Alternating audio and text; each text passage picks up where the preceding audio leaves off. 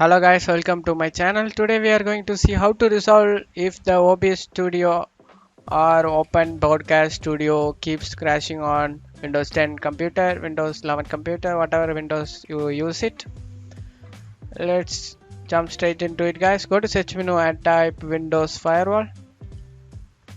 Windows Defender Firewall, open it. And you need to just click on allow an app or further through Windows Defender Firewall, and in here you need to search for OBS Studio. If they're not having, go to change option over here,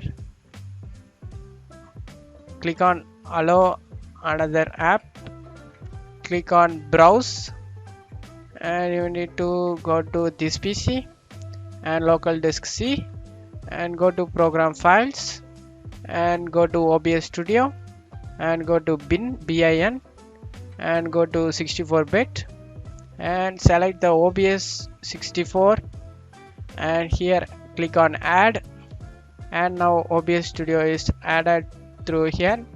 Now you need to select this check mark and you need to select this check mark also guys. After that you need to select OK and close out of here. Now you should good to go guys. Thanks for watching my video. I hope this tutorial definitely work for you guys. Thank you.